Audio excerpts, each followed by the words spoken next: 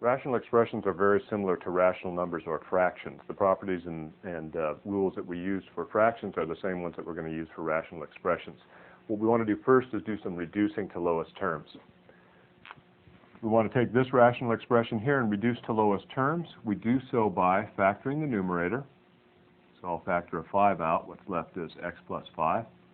And then factoring the denominator, the difference of two squares, x plus 5 times x minus 5. Then we divide out any factors they have in common, which in this case is x plus 5. What's left is 5 over x minus 5. So that's the reduced version of this original rational expression right here. And we reduce to lowest terms by factoring the numerator, factoring the denominator, and then dividing out any factors they have in common. Second problem here, we have this rational expression. In the numerator is the sum of two cubes. In the denominator is the difference of two squares. Let's factor. A plus b times a squared minus ab plus b squared. I've memorized that formula for factoring the sum of two cubes. The difference of two squares is a plus b times a minus b. I notice that I have an a plus b common to each term. I'll divide those out. What's left is a squared minus ab plus b squared over a minus b. So that's the reduced version of this rational expression. Again, I reduce to lowest terms by factoring and then dividing out any factors they have in common. Let's look at the next problem. Here I'm going to have to use a little of my factoring by grouping. So what I'm going to do is start by factoring an x from the first two terms in the numerator. What's left is x plus b.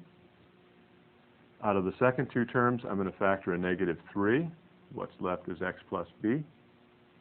In the denominator, I'll go to the first two terms and factor out an x. What's left is x minus 2b. And out of the second two terms, I'm going to factor a negative 3 so that what's left is x minus 2b there also. Now I continue to factor by grouping. Here I'll take the x plus b that's common to this term and this term out in front.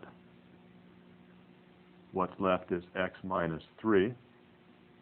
And in the denominator I'll take this factor that's common to both terms, take it outside. What's left is x minus 3. Now I divide out the factor that they have in common, which is those two, and I have x plus b over x minus 2b.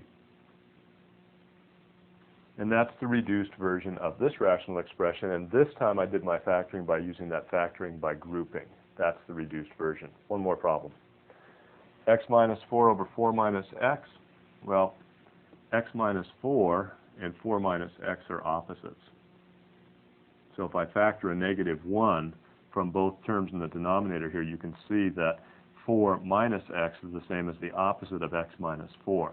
Now if I divide those out, I end up with 1 over negative 1, which is simply negative 1. So you can show this work if you want, or you can just notice that x minus 4 and 4 minus x are opposites, divide those out, and end up with negative 1.